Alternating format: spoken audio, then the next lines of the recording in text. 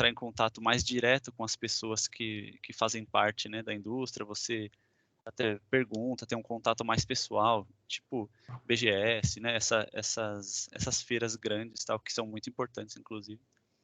Então, eu acho que é bem isso, assim, eu queria já, logo de cara, já pedir para vocês fazerem todas as perguntas do mundo que vocês têm dúvidas aí, todas as coisas que vocês quiserem perguntar para mim, sobre como é que é, sei lá, desde como que é trabalhar lá dentro, até como que faz para trabalhar lá dentro, o que que precisa ter para trabalhar lá dentro. Eu vou explicando, conversando um pouco aqui, falando um pouco da minha experiência, né, para todo mundo, mas não é regra, né? Cada um tem que descobrir o próprio caminho.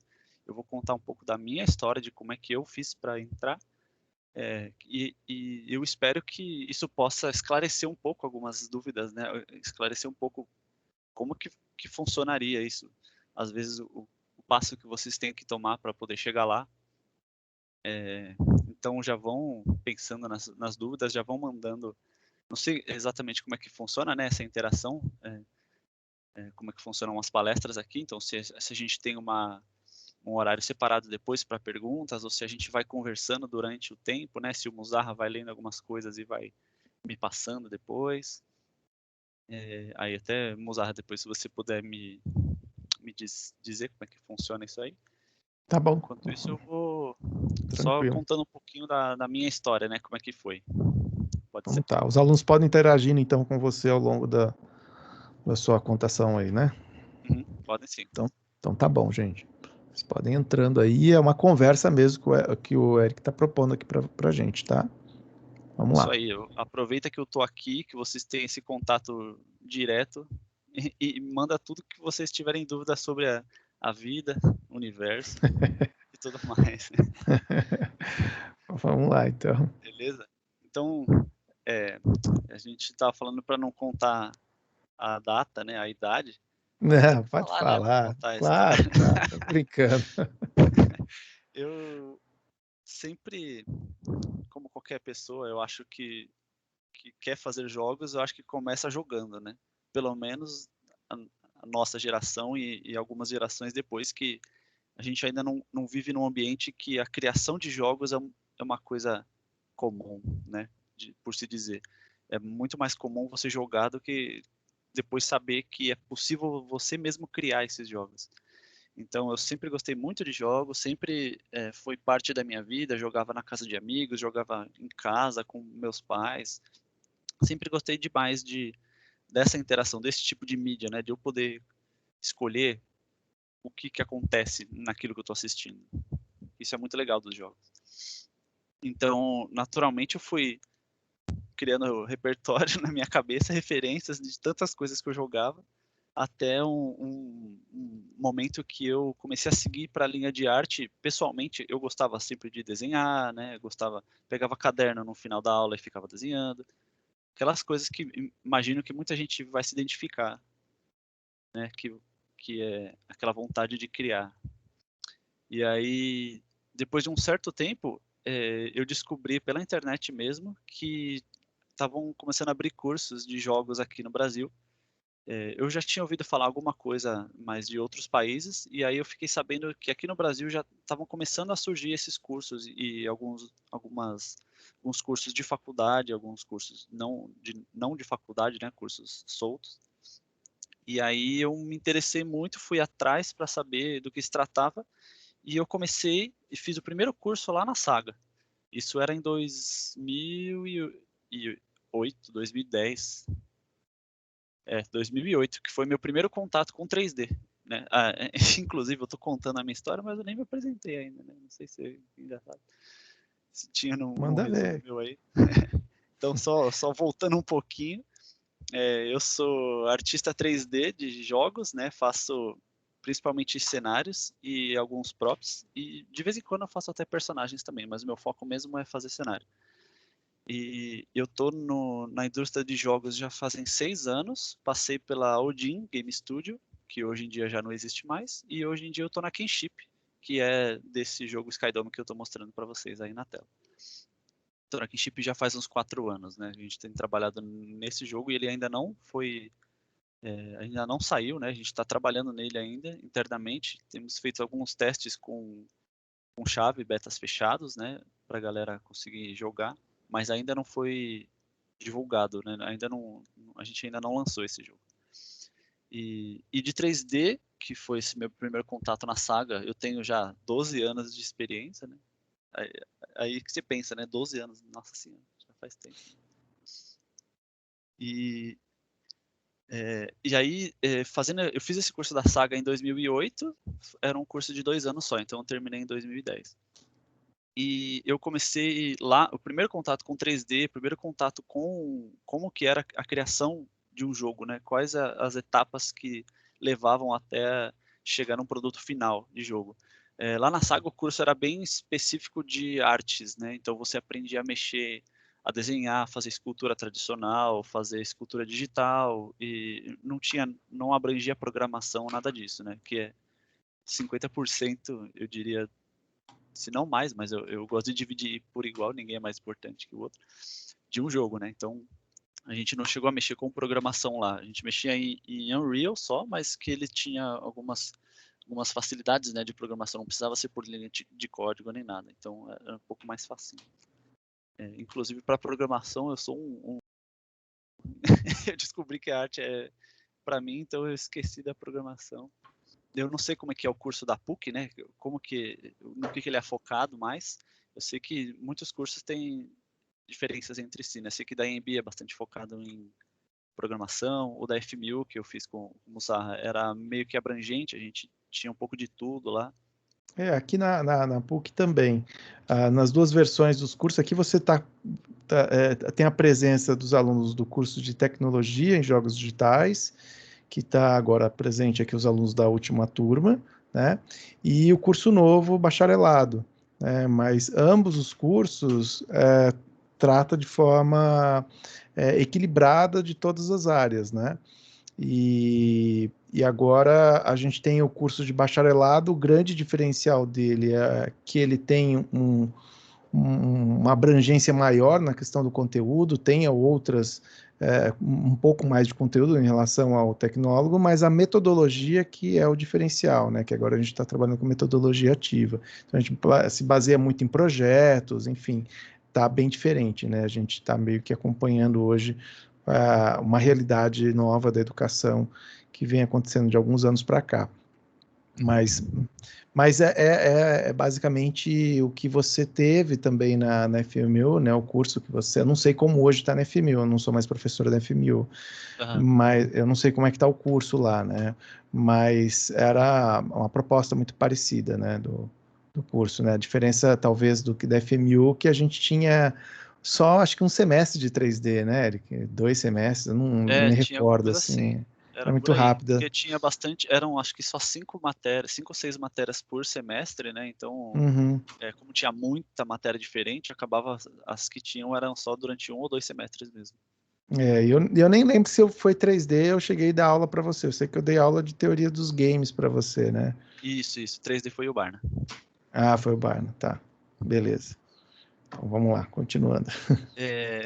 E aí eu terminei esse curso da saga e já vi que era uma coisa interessante, né? Tava gostando de fazer, eu sempre gostava, além de jogar, gostava de criar, mexia com Photoshop, desenhava, essas coisas, né? E aí eu comecei a pensar que dava para unir essas coisas e criar os jogos de fato, né? Então eu fiz esse curso da saga, já me abriu a cabeça em alguns pontos, assim, de saber meio que para onde que eu ia, né? O que que eu tinha que fazer. Já liberaram algumas portas, né, para eu avançar.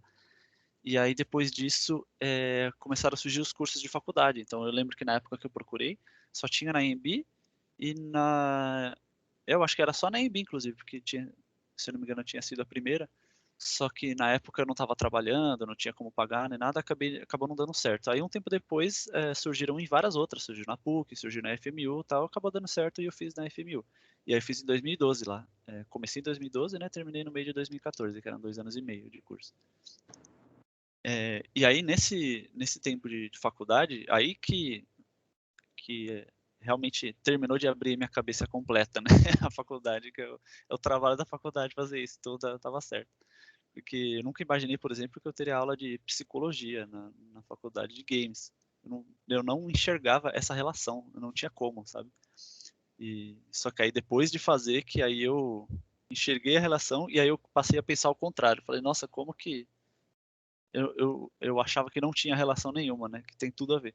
Então a faculdade é boa para isso, para abrir muito a cabeça em relação ao produto como um todo, né? Ao processo de criação de um game, não só tecnicamente falando de programas e como que você faz a arte, como é que você faz a programação, mas principalmente como que você pensa no jogo, né? Como que você cria um produto interativo em que as pessoas vão conseguir fazer as suas escolhas e elas vão se sentir recompensadas ou desafiadas a ponto de querer continuar jogando, né? Você tem que criar mecânicas interessantes, então é muito complexo, né? Essa temática, essa coisa da criação de um jogo completo. Existem, claro, níveis de complexidade em jogos, né? Tem muitos jogos muito mais simples que funcionam também, que se focam em serem simples para serem de fácil acesso, né? De você simplesmente passar um tempo legal lá se divertindo, quanto jogos muito mais complexos de mecânica e muito mais complexos de conteúdo, né? Os AAAs que tem centenas de pessoas trabalhando, milhares, milhões de dólares envolvidos e muitos anos, tal. O jogo é uma coisa muito versátil, né? Dá para ser tanto minúsculo quanto gigantesco. E aí, depois que eu terminei esse curso da FMU, que foi aquele momento, né, que é meio que onde todo mundo para, que é, beleza, eu já fiz a faculdade, já sou formado em game design.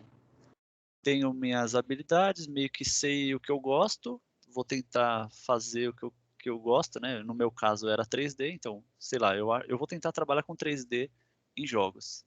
Mas o que eu faço agora, né? Para onde que eu vou, principalmente? Eu não conheço ninguém da indústria. Eu conheço os meus amigos de faculdade, conheço os professores, mas pelo menos na época que eu fiz, era muito dividido, assim, era bem raro encontrar alguma conexão entre algum aluno, por exemplo, que conheça esse professor e que ele já entrou numa faculdade. Então você conseguiria esse contato através já entrou numa empresa de jogos, desculpa. E aí você teria que usar esse professor como uma conexão. Não sei, era meio bastante difícil, né, de você chegar do outro lado. E aí, o que particularmente funcionou para mim, né? O que eu fiz? Eu fui atrás de como é que eu fazia jogos sem estar dentro de uma empresa. Aí surgiram as game jams na minha vida, que são literalmente finais de semana organizados, que as pessoas se juntam, pessoas de todos os níveis possíveis de experiência na criação de jogos, para criar um jogo durante o fim de semana. Que aquela experiência é importantíssima assim para você primeiro de tudo ter contatos com as pessoas e começar a trocar ideia com outras pessoas interessadas ou com quem já trabalha com isso. A experiência que você adquire por causa desse contato é incrível. Outra, trabalho em equipe, processos, pensamento rápido, né? Porque a criação do jogo em uma game jam é só de um final de semana normalmente, né? 48 horas. Que você tem que entregar um jogo pronto. Claro, pronto de não completo, mas talvez só a mecânica principal funcionando, a ideia, uma artezinha aqui ali, o que dá para fazer, né, em 48 horas, que normalmente não é muito, mas às vezes surgem ideias incríveis e que esses jogos conseguem ser continuados depois, né, das game jams. Tem muito jogo que surgiu desse jeito. Inclusive, temos E aqui, viu, Eric, alguns colegas aqui do curso que acabaram de participar da Game Jam e ganharam o primeiro lugar. Caruaru, foi olha isso, só, pessoal? Cadê o pessoal da Game Jam aqui que participou? Não estão aqui É, ou a não? gente, a Fala aí, gente quem? ganhou de Caruaru. olha que legal. Parabéns, Legal, gente. não, o jogo. Quando eles me mostraram o jogo, eu falei, gente, esses caras vão ganhar, não é possível. Mas eles não Dá pra estavam ver, com né? essa, não, com essa fala, né? Mas eu falei, não, mas pô, tá tão legal. Aí quando deu a notícia, eu falei, bom, tava torcendo e fiquei muito feliz com o resultado. Ele compartilhou aqui comigo o resultado aí Aham. do Game Legal, Jam. legal. Então é Mas é bom importante saber mesmo, que né, Eric? sim. Eu acho que é legal você falar isso para todo mundo entender, gente, que é um momento mesmo que você vai ter experiência de trabalhar em equipe, como o Eric falou, você vai ter a questão de buscar o seu melhor naquele curto período e que na indústria a gente também tem prazos para fazer, lógico, que são maiores. E aí você vai poder emergir ainda mais na criatividade e na produção, né? Mas a experiência na Game Jam é realmente agregadora, né, Eric? Sim, exatamente. É legal saber que o pessoal já tem participado, que vocês já incentivam isso, né? Porque para mim foi bem um divisor mesmo, porque eu não sabia o que fazer, né? Para começar a trabalhar com jogos, porque eu não conhecia ninguém, nem sabia o que eu precisava fazer para entrar numa empresa. Então eu comecei a estudar opções, né? De o que é possível que eu possa fazer nesse momento que não dependa de outras pessoas, por exemplo, para eu ingressar nisso, né? Então, para entrar numa indústria, eu tenho que, sei lá, entrar em contato, mandar e-mails e provar, às vezes ter um portfólio já preparado, alguma coisa assim. A Game Jam é uma coisa de muito mais fácil entrada, né? Você simplesmente consegue se inscrever em várias e participar de várias, e aumentar sua experiência, aumentar seu portfólio e trazer todo esse conhecimento adicional sem ter muito, entre aspas, esforço para que isso aconteça, sabe? Então, para mim foi bem interessante, né, ter participado da Game Jam. E aí, o que eu digo a partir disso? Que você normalmente não, nunca, né, você sabe o que vai acontecer depois disso. Você não sabe o que portas que podem te abrir as coisas que você vai fazer. O que importa é que você vai lá e faça alguma coisa, de preferência. Então, por exemplo, eu fui participar dessa Game Jam. A Game Jam em si foi legal, a gente fez um jogo, criei um grupo, eu fui sozinho. Na hora eu conheci umas pessoas, você faz arte? Faço, esse aqui eu prefiro programar, legal, a gente deu bem, então conhece a equipe na hora lá e monta e vamos ver se dá certo, né? Algumas vezes não dá certo, normal, é, experiência de qualquer forma, participa de outra. Para mim deu certo na primeira vez, inclusive eu conheci um pessoal que estava participando, não sei se vocês conhecem, da competição da Microsoft, a Imagine Cup. Ela já acontece há alguns anos, inclusive faz tempo que eu não sei dela, não sei se ainda está da mesma forma, A gente chegou a mas... participar aqui na PUC Ah, algumas legal. vezes, mas eu não sei como é que tá agora. Eu também tô por fora. Já Uhum. faz alguns anos já. Sim, então, na época que eu participei, que foi em 2015, foi logo depois, né, que eu terminei a FMU no meio de 2014, e aí eu fiquei esses meses nessa, matutando, né, o que eu podia fazer e atrás do quê, e aí eu participei dessa Game Jam no finalzinho de 2014, e aí eu conheci essa galera, e eles estavam participando da Imagine Cup que estava acontecendo, né, tipo, eles foram na Game Jam num período que a Imagine Cup estava rolando, assim, estavam abertas as inscrições, essas coisas. E aí essa equipe estava participando com o jogo, era um carinha que hoje é amigo meu, né? Eu conheci lá na Game Jam. Ele estava programando para Xbox, para o Kinect do Xbox na época. Aí eu achei aquilo mó da hora, nunca nem tinha visto ninguém fazer nada daquilo, né? E ele era todo rato de programação, né? Que estava se envolvendo no Kinect, não era só programação, era programação para sensor de movimento, era uma coisa muito louca. E aí eu entrei nessa equipe com ele, a gente continuou a participação da Magic Cup, calhou que ele estava precisando de um artista na época, né? E eu falei, bom, perfeito, então, tô aqui, me chama. Aí a gente montou, completou essa equipe, fizemos o jogo para Kinect, participamos da Imagine Cup, a gente ganhou a etapa nacional da categoria Games, né? Porque na época que eu participei tinham várias categorias, inovação, games e várias outras, então cada um competia dentro da sua própria categoria. E aí depois era escolhido só um representante de cada país, ou seja, no final as categorias iam lutar entre si, né? Então ia ficar o finalista de games contra o finalista de inovação, contra os outros. E aí o pessoal da sede lá, se não me engano era em São Francisco, que escolheu um desses projetos para avançar. E aí a gente foi campeão da categoria Games aqui nacional, só que aí escolheram a outra equipe, né, de inovação, então nossa trajetória terminou aí. Mas tem um troféuzinho aqui em casa, tá, foi uma bacana, então foi meu primeiro achievement, né, de games, assim, de fazendo games. E aí isso só foi cada vez uma coisa foi puxando a outra, né? Então a Game Jam me levou a conhecer esses caras, que a gente participou da Imagine Cup. Aí logo no dia que a gente ganhou até uma viagem para Curitiba, né, para participar da final lá. Logo nesse dia eu recebi um e-mail da Odin, porque eu tinha um portfólio ativo, eu estava procurando coisas, né, estava mandando e-mails para empresas e tal. E aí a Odin entrou em contato comigo pedindo uma entrevista. Aí eu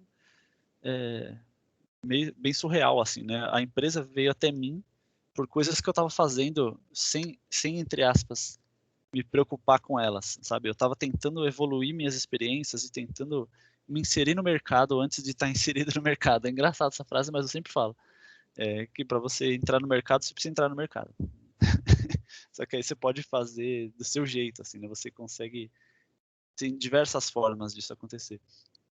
E aí, no dia que eles me chamaram para entrevista, foi até no dia que eu estava indo para Curitiba, então foi engraçado que a primeira empresa que me chamou para trabalhar, eu já falei assim, tem como esperar um pouquinho? Não vai dar, porque eu estou indo fazer parte do negócio de jogo lá também.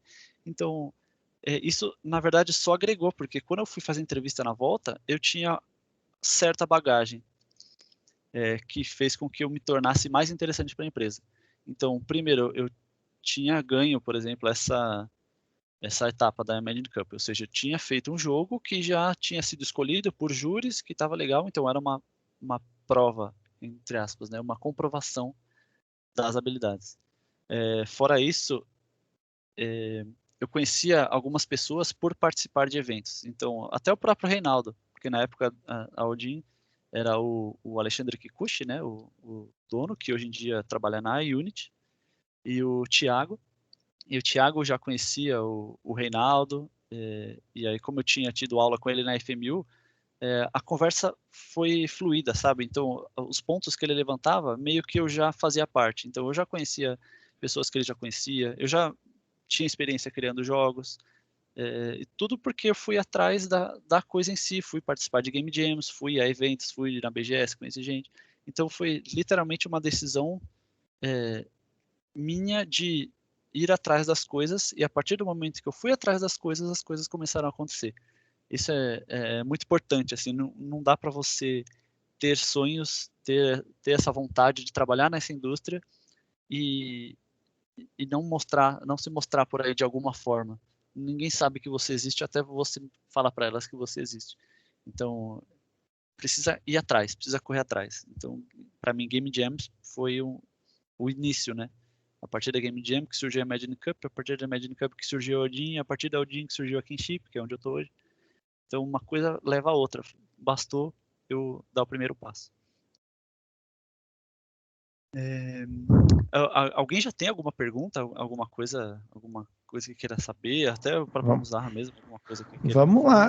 Em relação a isso, né, essa experiência que você teve, eu acho tão importante, e o legal é que, assim, para quem já está se formando, né, o caso que você colocou aí, a gente acabou de assistir uma palestra da Yara, que ela falou da importância ela explicou como a gente pode criar um portfólio, tá? Foi muito interessante.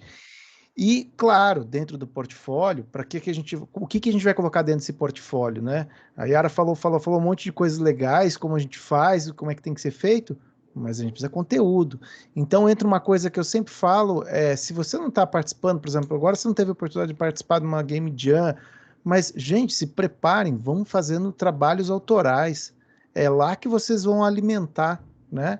Então, por exemplo, o Eric estava comentando aqui da questão eu entrei, eu tinha portfólio, né? Mas para ter portfólio você tem que criar, né? Então, o trabalho autoral ele é muito importante nesse sentido, né? Porque você consegue alimentar e aí você consegue ser visto. E aí, como é que você vai ser só ser visto adianta? Não, você tem que ter contatos. E nada melhor do que você participar, como o Eric fez aqui, participar de uma Game Jam, né? Como, por exemplo, o Matheus também, né? Que falou da participação dele aí deles, né? E não foi só ele, né? Da Game Jam, isso vai ampliando, vocês vão conhecendo pessoas.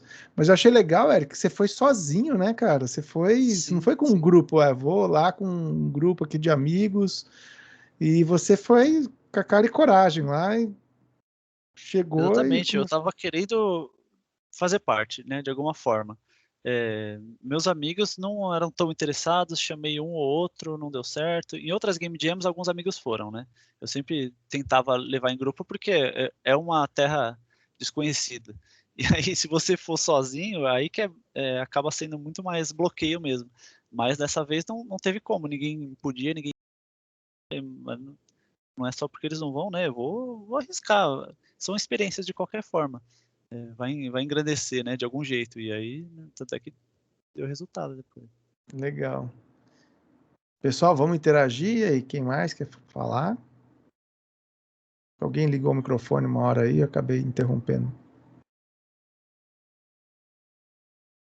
Não, o pessoal hoje está muito calado, né?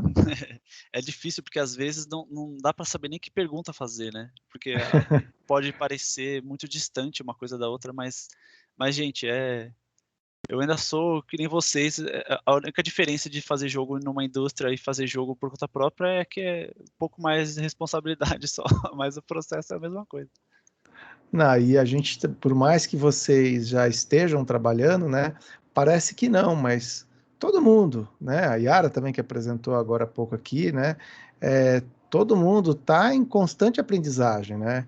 Cada Sim, projeto que é pego tem um desafio novo, ainda mais essa área de jogos, né, Eric? Como a gente acaba aprendendo coisas novas, técnicas novas, tecnologias que entram e para desafiar a gente também. Você olha lá e fala, cara, olha o que aqueles caras daquele jogo fizeram, que animal, aí eu quero fazer também. Aí você vai ver como é que faz e pesquisa. E não tem isso mastigado. Por mais que a gente trabalhe muito dentro de um curso de jogos digitais, aqui a gente, na criação, né, do curso em si, a gente busque o melhor possível, mas a gente não consegue abranger tudo, porque é uma constante alteração, uma constante mudança que existe nesse cenário, com novas ideias, novas tecnologias, e a gente, de alguma forma, precisa acompanhar isso, né? Então, estar dentro, já inserido dentro de uma empresa que tem uma produção, que é o caso aqui do Eric, né? Isso já acaba quebrando um pouco isso, porque você tem que ficar em constante pesquisa ali, né? Todo mundo está trabalhando ali em conjunto, buscando desenvolver aquele jogo. E, querendo ou não, ninguém sabe tudo, né? Lógico, a experiência conta bastante, mas querendo ou não, você acaba aprendendo muita coisa. Você tem uma experiência que vai sendo adquirida nesse percurso, né, Eric? sim, muito, muito, com certeza. Eu só reforço, porque com certeza todo mundo já escutou isso por aí, que você nunca para de aprender, né? Não tem como você aprender alguma coisa, uma técnica, ou termina a faculdade e você se sente pronto para fazer a coisa. Primeiro que nunca ninguém se sente pronto para nada. Isso é mito, assim, não dá para se sentir Isso é pronto para verdade. nada. Que não dá para esperar, por exemplo, é muito fácil a gente arranjar obstáculos, né? Porque é uma defesa do ser humano de não mudar, né? Então, você enxerga o negócio e logo de cara você já faz essas diferenças de tipo, eu nunca vou conseguir trabalhar nesse jogo porque olha a qualidade que ele tem, eu não sei fazer nada disso. Ou os bloqueios, né? Eu não cheguei a aprender a fazer isso, ou sei lá, parece sempre muito distante e você nunca vai se sentir pronto para, por exemplo, fazer uma aplicação, né, numa empresa que esteja contratando, sei lá, empresa internacional. Eu vou lá para Blizzard, tem um monte de vaga na Blizzard. E aí sempre pedem senior environment, não sei o que lá, de animador com 130 anos de experiência. Nunca ninguém vai ter isso. Você nunca vai se sentir pronto, né, para fazer essas coisas. O que você tem que fazer é ir atrás de verdade e ver o que acontece durante o processo e aprender com isso, né? Então, sobre esse esquema de constante aprendizado é muito verdade, principalmente quando se mexe com tecnologia, né? Jogos já abrange 1 milhão de processos diferentes de tecnologia. Tem um monte de coisa que faz parte. Cada uma dessas coisas está em constante evolução todos os dias. Todo dia tem um programa novo, tem uma técnica nova, tem um tutorial novo, alguém que explorou alguma coisa diferente. E se você não acompanhar, você vai acabar ficando para trás. Não também que seja uma extrema demanda de você estar todo dia lá se atualizando com todas as novidades do mercado. Não é isso, mas não dá também para ficar parado. Todo dia tem alguma coisa nova surgindo e aí você tem programa novo. Por exemplo, a indústria hoje em dia tem certos programas, certos softwares, né, que usam para poder criar as coisas. Faz parte da pipeline da empresa. E aí você não sabe aquele software. Então o que você vai fazer? Para aumentar as suas chances, provavelmente você vai atrás desse software. Talvez, e aprender no mínimo básico sobre ele para conseguir conversar, conseguir fazer algo, né, nele. Então é muito isso. Eu mesmo tem muitas coisas que eu não sei de programas, isso com certeza. Os programas que eu sei, sei lá, 10%, que é o suficiente para fazer o que eu faço, mas que dá para sempre melhorar, né? Então, é muito isso, não dá para parar de aprender nunca. Muita gente fica com essa insegurança, né? Nossa, olha a quantidade de coisas que tem nas ferramentas e tudo mais, né? Ah, algumas pessoas me perguntam, né? Você dá aula em Maia e você sabe tudo em Maia? Não, eu não sei tudo que é ferramenta, tudo ali, porque eu não uso. Tem muita coisa ali que a gente não vai usar. E outras, tem coisas redundantes. Você pode fazer de um jeito, você pode fazer desse outro jeito, você pode fazer daquele jeito. São quase que infinitas as maneiras que você tem para fazer, porque você está combinando o que as ferramentas propõem para a gente, né? Então, a mesma coisa com as engines também, né? É, lógico, como a questão da engine é uma evolução, um ponto maior de conhecimento, é você aumentar o seu raciocínio lógico para resolver os problemas que você vai ter. Isso sim é uma coisa que você tem que investir muito. Agora, ficar tentando investir, nossa, tem que conhecer todas as funcionalidades dessa ferramenta. É bobagem, porque a gente usa aquilo que a gente precisa. Conforme a necessidade vai aumentando, você vai conhecendo outras áreas ali dentro daquela ferramenta, né? Então, conhecer 100% da ferramenta, eu acho que ninguém conhece 100% da ferramenta, nos seus criadores, e pensando no modo conjunto. Eu duvido que alguém que está produzindo, construindo uma ferramenta, não é sozinho, é uma equipe, e cada integrante está responsável numa área daquela ferramenta. Então é muito complicado a gente achar que vai saber tudo das Sim. ferramentas. E ferramenta é ferramenta, né, gente? Eu sempre falo isso desde quando comecei a dar aula. Não importa a ferramenta que você está utilizando, né? Quando a pessoa vai consumir seu produto, ela não está questionando. Ah, isso foi feito em Maya, isso foi feito em Blender, isso foi feito em Unreal, isso foi feito em...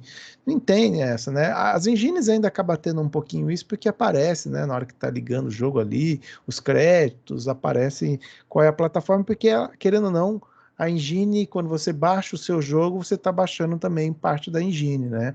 É, boa parte da programação dela já está quase que pronta ali para você poder construir as suas coisas em cima dela, né?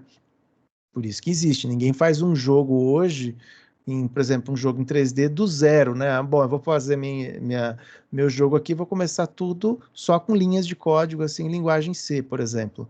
Não, já existe plataformas que têm um atalho para a gente chegar a isso. Por isso que existe as engines, né? Ela é um atalho para a gente já começar a desenvolver muita coisa, né?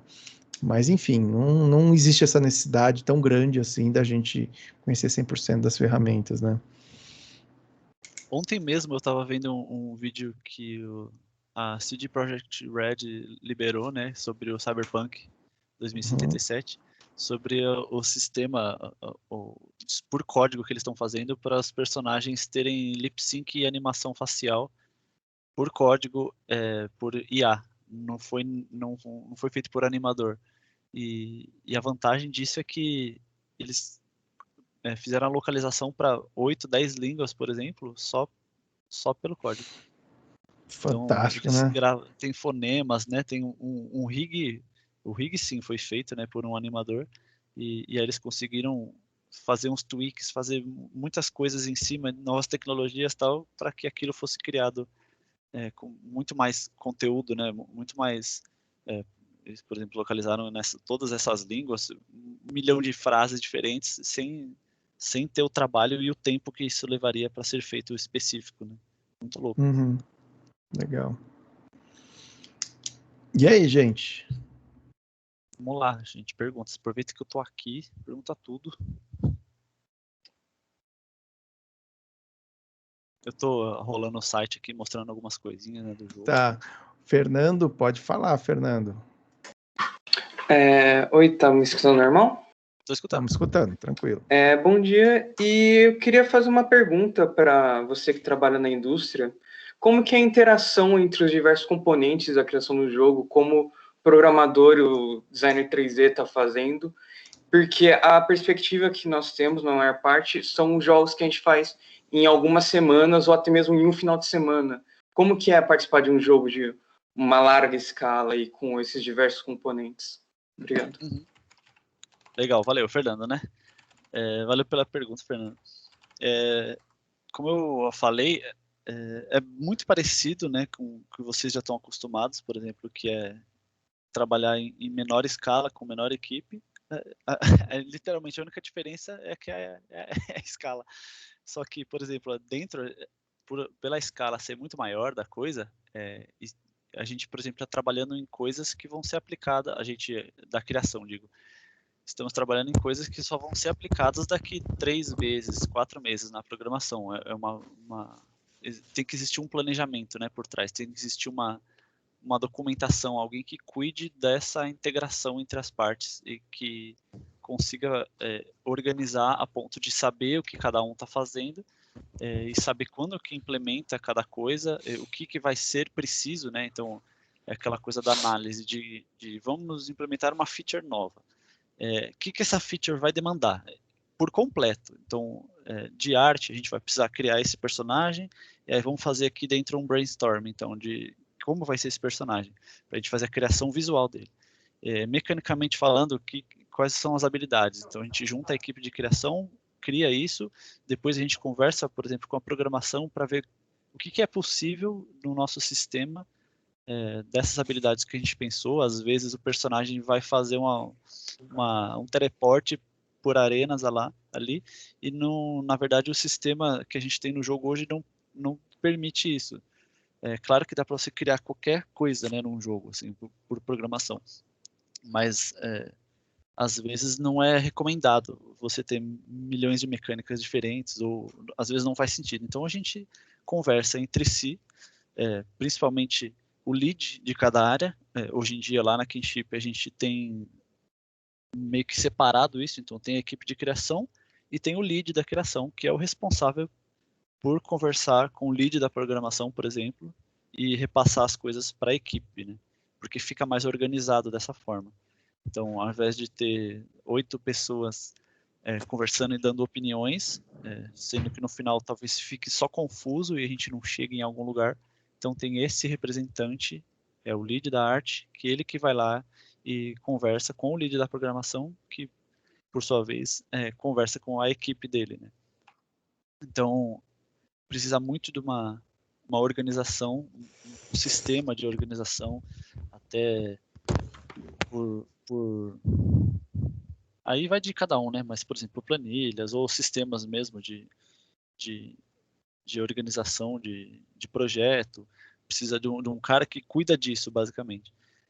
Normalmente as empresas não têm tanta gente possível para ter esse cargo, né? Para ter um artista e um programador. Normalmente é isso que se foca, porque o jogo tem que existir visualmente lá. Então a gente cria arte, cria programação, só que tem coisas que vão ficando para trás, como, por exemplo, esse game designer, vamos dizer assim, esse project manager, né? Então, que as pessoas que já fazem outras coisas acabam fazendo isso em paralelo. Mas num jogo maior escala desse, é importante que tenha essa presença para manter a organização e a projeção, né, das coisas, para tudo caminhar bem. Respondi? Com certeza, obrigado. Legal. A gente tem aqui, é que você não consegue ver, tá, Eric? Só quem é membro aqui do Teams que acaba conseguindo visualizar, mas o Vinícius Prado mandou uma pergunta aqui: existe alguma especificação que seja importante para ter, para ajudar a conseguir um emprego na área? Tá. Isso é legal também, é um assunto bacana de conversar, porque eu, por exemplo, sou um artista 3D, né? E é basicamente isso que eu faço na empresa. Esse vídeo que vocês estavam vendo aqui, o cenário basicamente fui eu que fiz, eu e um outro carinha lá na Kinship, porque foi um negócio que eu sempre gostei de fazer e sempre fui atrás, e eu acho que a pegada é essa, não é você se adaptar ao mercado, ao que ele precise, é mais você fazer o que quer e o que gosta e se tornar bom naquilo, porque uma vez que você é bom, alguém vai precisar de você.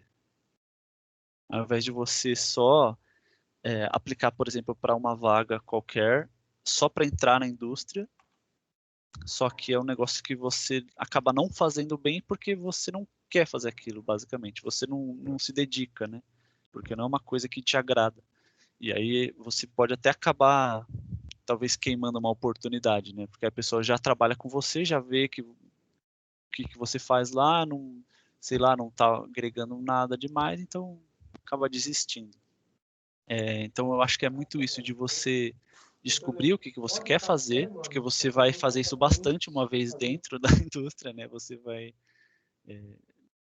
por exemplo, todo dia eu abro lá e modelo um monte de coisa, é um negócio que é cansativo, mas como é uma coisa que eu gosto de fazer, então acaba passando mais fácil, né? Mas é isso de você se tornar bom em alguma coisa, que uma vez que você é bom, alguém vai precisar de você, né? Legal. É O bom, é bom, Lucas, só, pode desculpa, falar? Muzarra, só Imagina, completando uma pode falar. coisa aqui, Imagina. que é importante você se especializar numa uma coisa, né? Seja criação, seja programação, seja qualquer etapa do processo. Mas uma coisa que é muito valorizada, eu já participei de vários processos de contratação, né? Não diretamente, mas eu fazia parte, estava na empresa quando eles contratavam e eu sabia da dificuldade, por exemplo, de contratar as pessoas. Então, primeiro de tudo é isso, que é difícil de encontrar gente boa aqui no Brasil. A gente ainda não tem tantos profissionais assim, né? Já tem muita gente boa que já está na indústria, só que todas as vezes que a gente vai procurar alguém novo, por exemplo, para fazer VFX, né, que é um negócio que provavelmente a gente lá na Kinship vai precisar logo mais. Então, quem faz VFX, vamos dar uma procurada, por exemplo, no ArtStation, alguém conhece, né, alguma recomendação? E aí, no final das contas, a gente acaba com quase ninguém e sofre por essa falta de mão de obra qualificada, né? Então, a demanda existe. Às vezes as pessoas têm essa dúvida de que será que dá para trabalhar com jogos? Será que tem vaga, né? Porque no Brasil não tem tantas empresas assim. Primeiro que não precisa só ter essa mente fechada de Brasil, né? O mundo está aí, dá para você inclusive trabalhar remoto se você não quiser mudar de país nem nada. Então tem muitas oportunidades. Vaga tem. Você só precisa se mostrar um profissional qualificado. Então, é muito importante, inclusive, voltando no que o Muzarra tinha falado antes, de você evoluir pessoalmente, fazer trabalhos pessoais e cada vez crescer mais e se tornar alguém valioso que as pessoas queiram, né? E fora isso, é muito importante você ser especializado, só que mais importante ainda é você ser um profissional versátil. O que eu quero dizer com isso? Numa empresa de jogos, tem todos os processos a serem feitos, né? Então, a gente vai implementar uma nova arena no jogo, por exemplo. E aí existe a demanda, a gente já discutiu, fez todo o brainstorm, descobrimos o que vai ser, agora é só produzir. Beleza. Aí eu vou lá e começo a produzir a arena. Termino a arena em 2 meses, sei lá, 3 meses. E aí a gente tem uma projeção, por exemplo, de começar uma outra arena só dali a, sei lá, 4 meses, porque tem outras coisas a serem implementadas no jogo. Durante 4 meses, se eu não fizer outras coisas, meio que a empresa não precisa mais de mim, porque não vai ter mais arena para ser produzida, não vai ter mais o 3D, né, para ser feito, porque nesse momento a demanda não é essa. Só que a empresa não quer se desfazer de você, então quanto mais coisas você souber fazer, claro, dentro de uma certa gama, né, em volta do que você já faz. Por exemplo, que nem eu disse que eu faço environment, às vezes eu faço props, às vezes faço personagem. Como a equipe é pequena, participo também de gravação de áudio, e escreve frases, escreve história. Então, é muito importante você ter capacidade de ajudar ou de exercer outras funções dentro. Não precisa ser o especialista, mas aquilo que eu falei, o que eu chamo de profissional T, né, de formato T, onde o centro é a sua especialização, só que você tem uma certa abrangência, né, que são os braços de conhecimentos em volta do que você faz, uma para ajudar ambos os lados as coisas fluírem melhor, e outra de você ser capaz de exercer essas coisas a certo nível, né, para se tornar um profissional mais qualificado e mais interessante para a empresa. Legal. Lucas, levantou a mão aí, pode falar.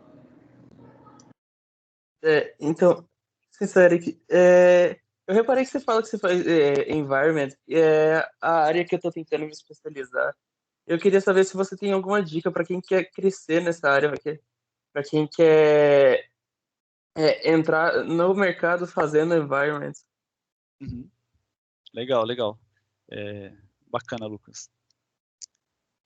Gente que faz environment, é engraçado que eu sempre fui acompanhando os estudos e as outras pessoas que estudavam, que trabalhavam comigo, sempre com a mente de personagem. Porque personagem é isso, porque personagem é aquilo. Todo mundo quer fazer personagem, todo mundo quer modelar personagem. Eu entendo porque é legal. Personagens são muito carismáticos. Você consegue dar personalidade mais fácil para um personagem. Ele acaba agradando muito mais o usuário, né? Quem joga se identifica muito mais com o personagem. Então, tem todo o meu respeito, né? Personagens. Só que eu, avaliando o meu eu interior, eu nunca me senti tão, como posso dizer, tão à vontade fazendo personagens. Eu sempre gostei muito de construções e de arquitetura e de paisagens e de um ambiente, de um mundo que você se imagina lá dentro, sabe? Inclusive, uma das vontades que eu tenho é de comprar um VR para eu modelar um cenário e eu entrar no meu cenário. Mas isso aí é no futuro. Só que é aquela coisa de todo mundo em volta aponta para um lado. Só que eu tinha essa vontade de apontar para o outro, que é cenário. Eu nunca vi ninguém falando de cenário. Isso pode ser encarado como uma desvantagem, porque normalmente é mais difícil de conseguir as coisas, porque não tem essa procura, né, de alguém que faça cenários. A pessoa quer alguém que faça 3D, normalmente é para personagem. Só que eu tinha essa vontade, então eu, por conta própria, eu acabei pendendo mais para esse lado e sempre tentava fazer mais coisas de cenário, ir atrás de estudar coisas de cenário por aí, até por tutoriais, YouTube, tem muitas coisas, né, por aí que dá para aprender. Então é muito do seu interesse de ir atrás, porque conteúdo existe e a demanda existe também. Lá no Skydome, por exemplo, eu comecei a fazer, desde que eu entrei lá, eu comecei a fazer cenário e até hoje é isso que eu faço porque meio que eu sou único. Então, apesar de ser ruim porque não tem tanto suporte por aí, é bom porque não tem tanta gente fazendo isso por aí. Então, acaba se tornando um profissional diferenciado, entre aspas. Isso falando aqui no Brasil, né? Lá fora, em outras empresas maiores, tal, é muito comum, inclusive o profissional de cenário se dividir entre mais um monte de subcategorias. Empresas grandes assim acabam tendo um cara que faz vegetação, um cara que faz montanha, e eu vou modelar só cogumelos. Então, é porque tem centenas de pessoas trabalhando num jogo, então cada um faz uma coisa só, basicamente. O legal de fazer parte de uma equipe pequena é que você consegue participar de muito mais processos, né? Muitas outras etapas. Então, se é um negócio que você quer fazer, tem o meu apoio total, assim, se é uma coisa que você gosta, né, de fazer, então vai fundo. Se você quiser depois, tem até alguns links que eu posso te passar, mas não tem segredo, né? As pesquisas de Environment Artists, por exemplo, no ArtStation, tem muito conteúdo, tem muito tutorial.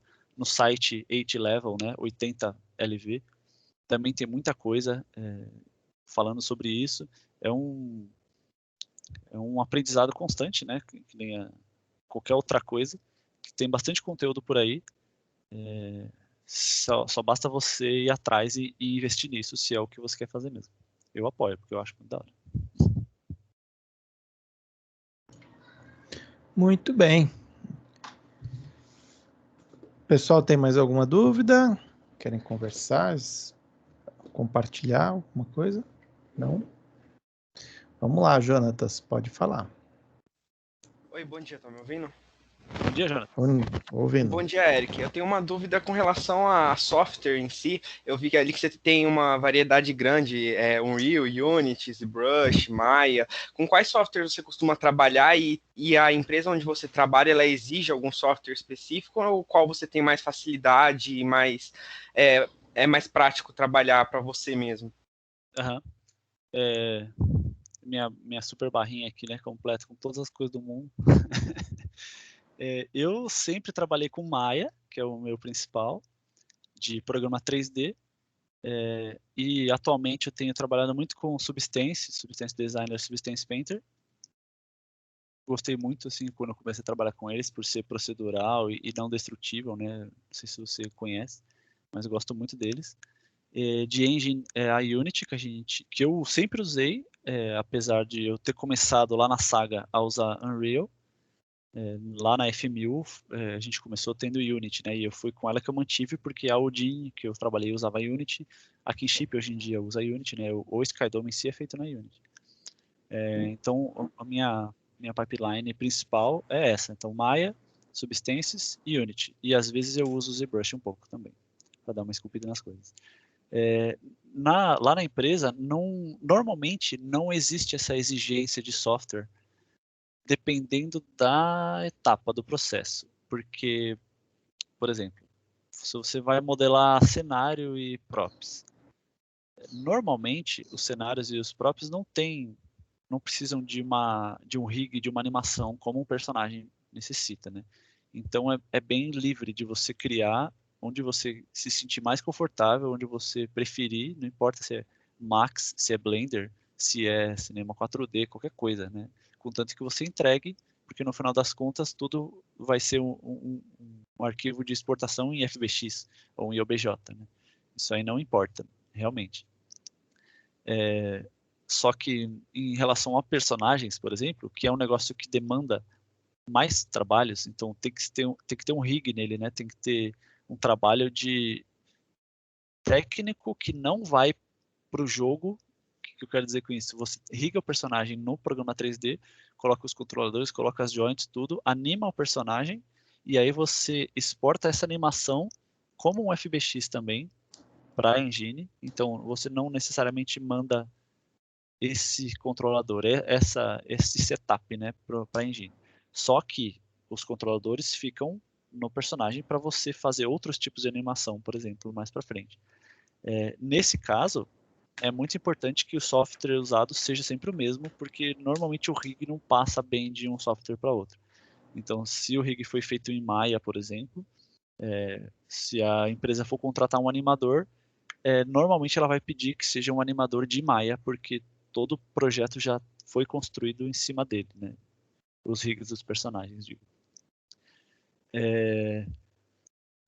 Mas não existe normalmente essa exigência de software, a não ser que seja nesses casos, né, em específico, de que os arquivos já estão nesse programa, os arquivos que precisam ser modificados, né, que precisam continuar a ser trabalhados, já estão nesse software em específico, então normalmente pedem que seja lá.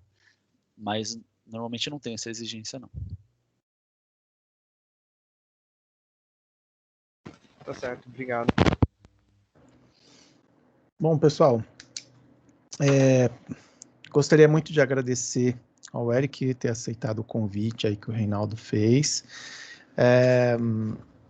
Gostei do nosso papo aqui, eu acho que é sempre bom todo mundo aqui ter esse contato com quem está na indústria, né? Sempre falo, isso é super importante, e a nossa semana acadêmica a gente sempre tenta trazer essa aproximação, né? Mas o que a gente pretende fazer ainda nesse semestre, trazer vocês, viu, Eric, mais aqui para próximo da gente também, um bate-papo mesmo com os nossos alunos, tá? Então, eu agradeço o convite e já convido também para umas próximas vezes, tá? Para a gente poder conversar mais, coisas específicas. Você mesmo mostrou aí um monte de coisas bacanas, né, de produção, enquanto estava na tela aí, dizendo que você fez toda a parte do cenário, né? Então, eu acho que tem muito ainda, a turma do bacharelado ainda vai entrar no 3D, né?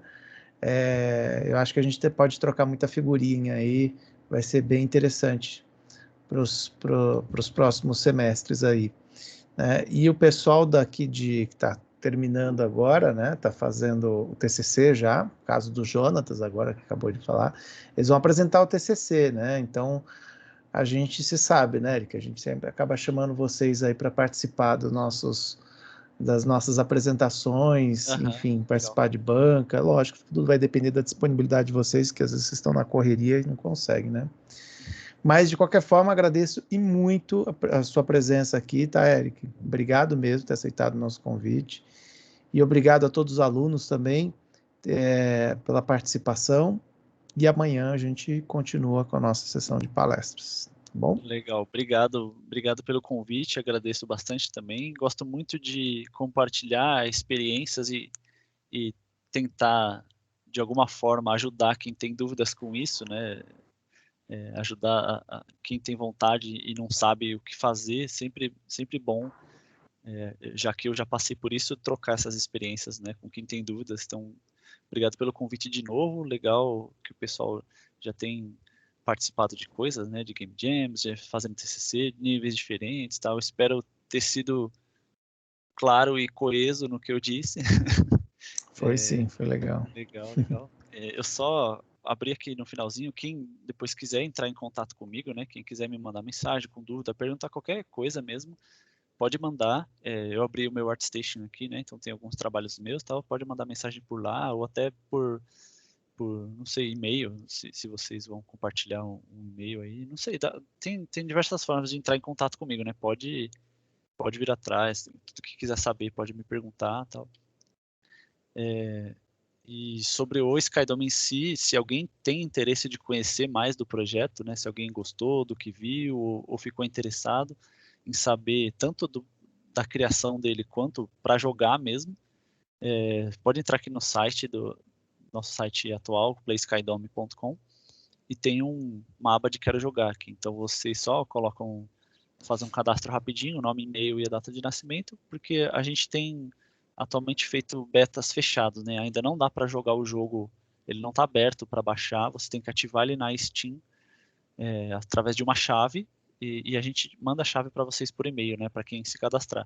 Então, se vocês quiserem jogar, quiserem conhecer mais, cadastra aqui, recebe a chave. A gente tem um Discord também, né? Com a comunidade do Skydome crescendo lá aos poucos. Então, tem bastante gente que já joga os betas há um tempo, né?